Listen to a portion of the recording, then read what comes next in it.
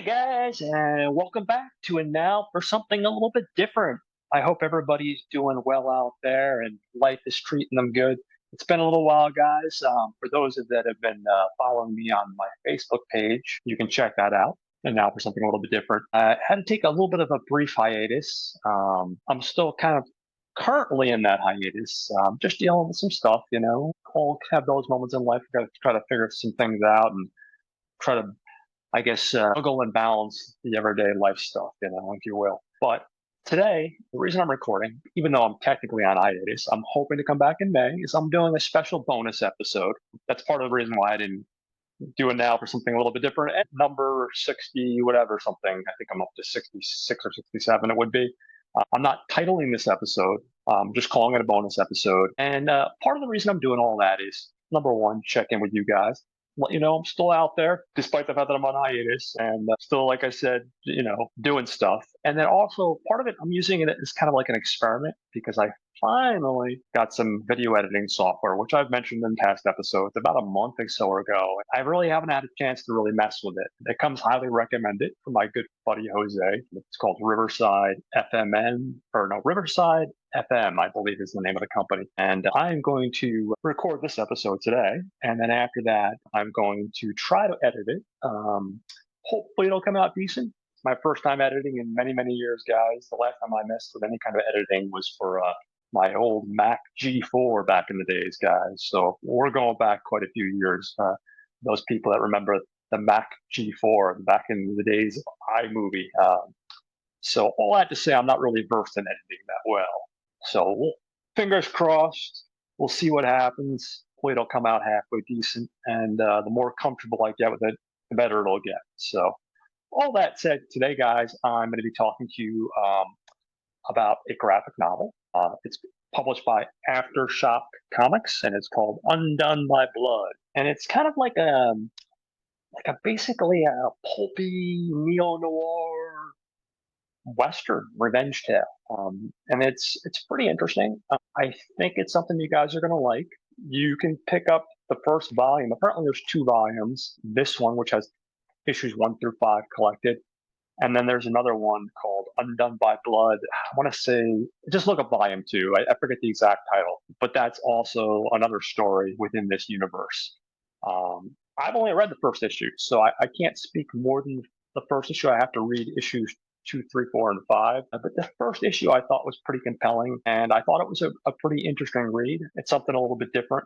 I mean, obviously, we've had revenge tales done before, but it's like anything else. It's how you put your fresh stamp on it, how you put your take on it. And I think it's interesting. So with that said, I guess at this point, I'll get into a little bit about the team behind this particular story here. It's created by two writers, Lonnie Nadler and Zach Thompson, and the artist Sammy Cavella. The concept was created by them. And they're going for, as far as the art style, it has kind of like a slightly faded look, giving it an older look of something like published from maybe from like the 60s or, the 50s. It's going for like, I guess, a vintage look, if you will.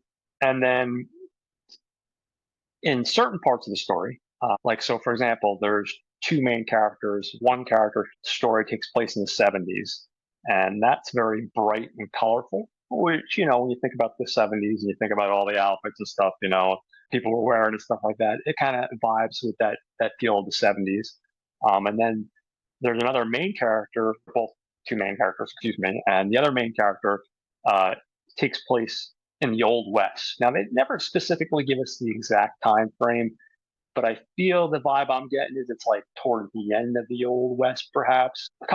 Before I do that, a couple other interesting facts about this. Like I said, after Shock Comics released this, the first issue came out in February of 2020. And believe it or not, Dr. Norman Reedus, most of us know him from The Walking Dead and a million other things he's been in. He was actually really kind of, I guess, taken by this. He, along with his production company, I think, basically convinced the creators to give him permission to kind of shop it around. At this point, from what I understand, 2021 AMC took interest in it. So it might actually turn into a TV series. Now, keep in mind, this is in 2021. AMC, I think, acquired the rights to do something with it, but I haven't heard any new news on the progression of that. Norman Reedus has a little bit of sway in town. He's has a fan base and he's well loved. And like I said, like a lot of Hollywood actors, he has his own production company. So I know that's something he's really pushing for. Um, Another interesting thing to talk about from a story perspective, like I said, there's two main characters, which I'll get into momentarily. And kind of like if you've ever read the Alan Moore graphic novel, The Watchmen, there's a story within a story, and that's one of our main characters, a guy named Saul Eaton. So let me backtrack a little here, guys. I'm going to get into our writing first. We have our writers, two writers. We have a guy named Lonnie Nadler. Now, Lonnie is a writer-director from Canada, known for his work uh, as a showrunner and lead writer for The Sounds of Nightmares, which is a fiction podcast set in the world of Little Nightmares. Now, if you guys ever played the video game Little Nightmares, it's a pretty cool little game. I definitely would check it out. I remember watching my better half play it many, many years ago, and it's a really creepy, interesting game, though. I don't know really how to describe it. It's like an indie game. But anyway, so this podcast that he does is set within that world. But beyond doing stuff like that, he's also spent a lot of time working for a lot of the major comic labels. Like he's worked for Marvel on stuff like X-Men. Hold on one second, guys, because of course the good old tablet, decides when it wants to freeze, and sometimes it's more often than I'd like. So he's worked on X-Men, Cable, stuff like Guardians of the Galaxy, and then he would do some of his own creator-owned stuff, stuff like the critically acclaimed comic book The Dregs, which came out in 2017 from Black Mask Studios. In 2018, he also followed that up with a horror comic called Come Into Me, which, believe it or not, was named one of the best 100 horror comics of all time for that year. So that's, all impressive stuff. He even does stuff like writes and directs video games. He's a narrative, what they call a narrative director Reflector, excuse me, I can make my words today, guys. Reflector Entertainment, with games like Nightingale and Avatar Frontiers of the Pandora. If I'm reading that correctly. So yeah, he's one of these guys that's starting to make a little bit of a name for himself. He's, like I said, he's done some mainstream stuff. He has some indie cred. He's got some versatility. This is my first experience reading anything that he's written, but I do think it's worth checking out. So fellow co-writer, we have Zach Thompson. Zach Thompson, they're both from Canada, by the way. He's a writer from Canada. He also has worked on Cable, Marvelous X-Men. He's been doing comic books like Into the Undone, Cemetery Kids. He did a comic for EC Comics. I didn't know EC still made comics called Don't Die. He did a comic adaptation for Alien Romulus for 20th Century Studios. And he also worked with Lonnie on the comic book Come On To Me. Hold on one second. In 2023, he had a screenplay called The Replacer, which was purchased for production from Telefilm Canada. So, he also has a little bit of screenplay credit under his name as well. And then, like our other writer, he's also worked on stuff like Batman, The Brave, and Bold for DC. So he has a little bit of mainstream cred as well. So those are our two writers. When we get into our artists, we have a gentleman named Sami Cavella, and he's a Finnish comic book artist. He's best known for titles like such as Undone by Blood, Machine Gun Wizards, which is a Boom Studios production. And he's worked with Zenescope Entertainment on titles like Hit List and Realm or An Age of Darkness. So I definitely think the writing on this is really strong, guys. And same with the artwork. It's interesting how they do things. Like I said earlier in the beginning, the colors are very bright in the story that takes place in the 70s. And like I said, there's another story that takes place in the late 1880s, and it's more of a muted color to give kind of like a sense of the darkness and more almost like a sepia tone to a certain degree. So it's definitely very interesting from a technical creative artist perspective. And then on the writing end as well. We have two main characters, and that's what I'm going to focus on. Today I'm going to be talking about the first issue primarily because I really like the idea of doing these comic book episodes, even though this has the first 5 issues. The idea is to kind of like tease you guys a little bit, give you a little bit of a taste of what you're getting. And then if you like what I'm talking about, go ahead and check it out. Because, like I said, it's definitely worth checking out. It's definitely worth your time.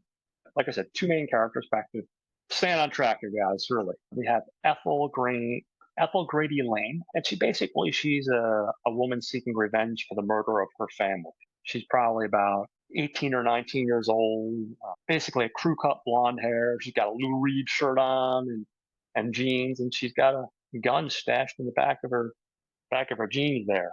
And she looks kind of like she gives off a vibe like of an early punk rocker kind of, minus the mohawk or the crazy colors, but that's the kind of the vibe that I get.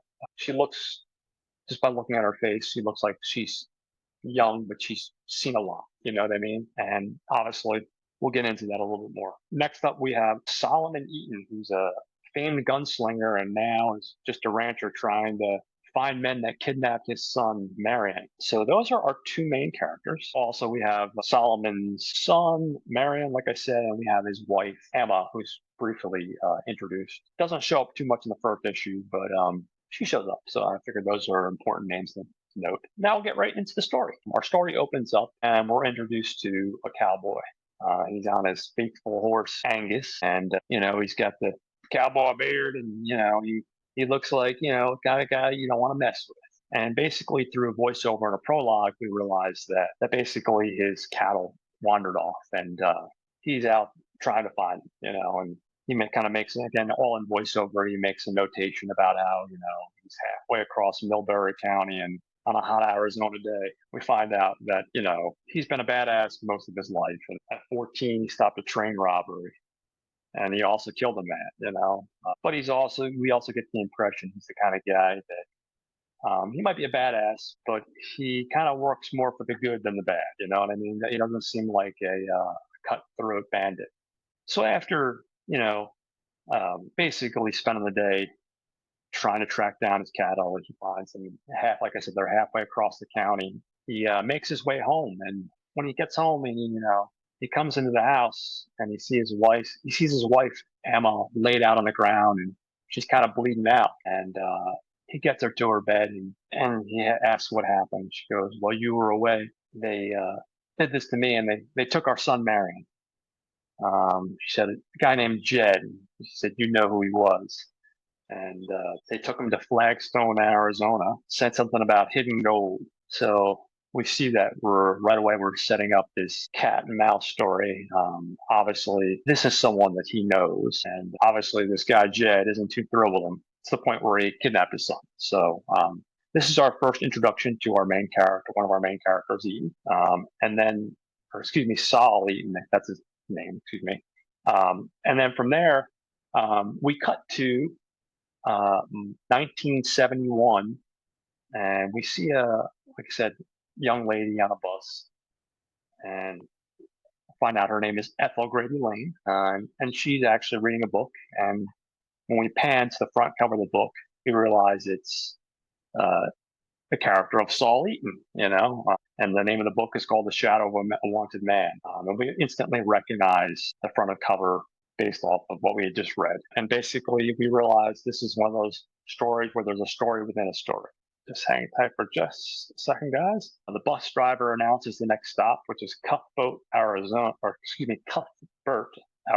She gets off and grabs her 10-speed bike from underneath the bus and her duffel bag and heads into town. Like I said, we see a revolver stashed in the back of her pants down here, tucked away, and we see her heading into the local supply store, and she's grabbing some different stuff like some sewing kit, some needles and some thread and a first aid kit, basically. And she goes to the front counter and she goes to buy a pack of smokes, and there's this greasy guy, fat guy, looks like a redneck with a mustache, and they ask her, what are you doing in town? And she's like, I'm here to basically, I'm here to find the people who murdered my family. And she said it very short, but very effectively. And she exits the door. And the man just kind of gives her a look as she's leaving. Now we do another cut back to our main man, Saul Eaton, and his wife's in bed. And basically, she tells him, you got to leave and go find our son. And he's reluctant because even though he loves his son, his wife's not in the best shape. I mean, she's bandaged up a little. She'll probably be okay, but she definitely let out a bit. She's like, no, you go find our son or don't come home at all. So he leaves out, with vengeance on his mind. And now again, we cut back to Ethel, and she enters this. We get a brief moment where she enters this really seedy Western bar in this Cuthbert, Arizona, and right away she gets ID'd, and the guy sees her ID and realizes she's only 19 at that. So of course he's not messing around with that. He throws her out. The next bar though, she enters and she has a little more luck this time around. There's a lady that's probably in her 40s. She asks her what she's having, and she gets a beer. And while she's drinking her beer and smoking some smokes, we see two shady men in the corner, and they're talking shit, a lot of shit talking. One guy who seems like the leader of the two, if you will. The other guy seems more like a crony. We're not really given names for these guys. Basically, he talks about how this town is going to shit, and sheriff's trying to clean things up and take away some of the criminal element. He's like, I'll be damned if I let that happen. And this kind of piques Ethel's interest. She kind of hears this and she piques her curiosity. So she goes over and she interrupts the man. She goes, hold on 1 second. She asks him if he knows anything about a murder at the Red Sierra Motel that happened about a year ago. And he replies, he goes, yeah, I know. Everybody heard about it. And then he says, he heard the daughter got away screaming bloody murder. Phil interrupts. I know the details. I just want to know if you know about the people that did it. He tells her, well, if I knew anything, I would have gone to the police. And she goes, yeah, I know, but I figure, a man like you seem like you're the kind of guy that knows stuff. And he sighs and goes very sarcastically. The way I hear it, the daughter was after some inheritance money, and she set up the whole damn thing. Now, this makes Ethel furious, and she responds by just laying him out. Well, she attempts to. She takes a wild swing at him, and unfortunately, she doesn't come out the other end on a good note. Instead, a really bloody fight ensues. Excuse me, with her and this guy and his crony buddy, and basically, he lays her out. Excuse me for 1 second, guys. He drags her body outside, and she's unconscious, and right above her eyes, all bloody, and she's not in good shape, guys. And while she's unconscious, because this guy's a real class act, what does he do? He goes diving into her pockets and finds her wallet and realizes there is a whole bunch of money in there, as well as some ID. And he grabs both and just leaves it there. Now, a few hours later, she wakes up and cleans up her wounds and then passes out again. She's woken up by a local sheriff, and he basically wants to arrest her. He's like, hey, I don't know what you're up to, but I hear you're causing trouble. And from there, we end our first issue, and it kind of leaves us with a cliffhanger. So, like I said, I know this is a kind of a short episode, guys. And really, what I'm really doing this first issue is kind of a prologue. Like I said, I haven't read the second through 5 issues collected in this volume. It's something that I hope to do very soon. Like I said, this episode is more of an experiment because, like I said, I wanted to record something. I didn't want to just do test footage. So I wanted to record something so that I can try uploading this to my editing software and see how it all turns out. That said, the first issue is pretty solid. I didn't give you everything in the first issue because I'm trying to give you guys enough details to make this thing seem alluring, hopefully. Something that's interesting. I think, like I said, I think it's pretty well written from what I've read so far. But I don't want to give too much away. I'm trying to make a compromise between doing a complete and total script breakdown to being just vague altogether. I'm trying to find like that happy middle ground, if you will. And hopefully I have. I've been doing this for just under 2 years, maybe a year and a half, and I'm constantly learning, guys. I'm constantly evolving. Constantly trying to find ways to kind of tweak things and make things better. But this particular graphic novel, the first issue at least, is really well written. Like I said, you can find this thing really cheap on Amazon. I think it was like $9, like literally. So it's like 8 something, But it seems so far like it's going to be a pretty solid read. So definitely check it out. Hopefully I'll have some luck editing. As we record this, it's Friday. I was trying to get to this a little bit earlier, but different things pop up. I'm hoping over the next course of days I can try to figure out the basics of this editing software. And hopefully you'll see it, best case scenario, in a couple days, like Saturday or Sunday. Worst case scenario, you'll see it next week. But hopefully you'll see it sooner rather than later. Thank you guys again for listening to my little show and being supportive. If you like this episode, if you want to hear more about this particular series, like if you want me to talk more about issues 2 through 5, I can do that. Just let me know. Post down below in the comments. And if you really enjoy what you're listening to, guys, do me a huge favor. Just share the thing on your Facebook page or let other people know about it because, I'm really trying to build an audience. So with that said, guys, I'm going to end the episode. Before I do, of course, I'm going to give a couple shout outs to people that you should be listening to.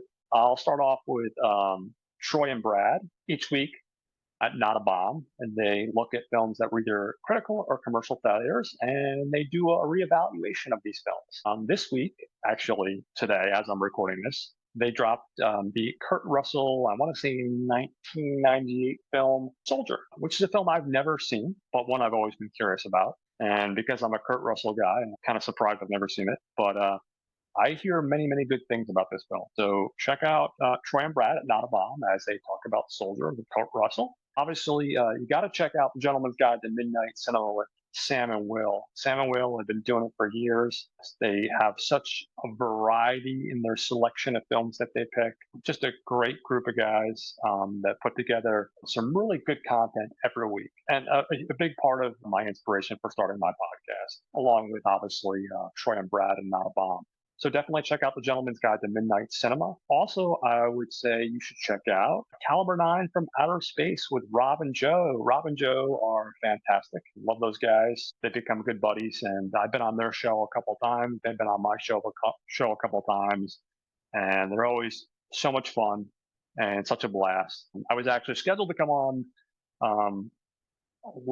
this week, but unfortunately I had to cancel because, like I said, I'm just trying to figure some stuff out in life and try to just take a little bit of a break. But Rob and Joe, they just do awesome stuff. They have a very drive-in format, I would say. It's like you get an A movie and a B movie, and they have usually themes, which is cool. Like they'll do like 2 cyborg movies, or 2 westerns.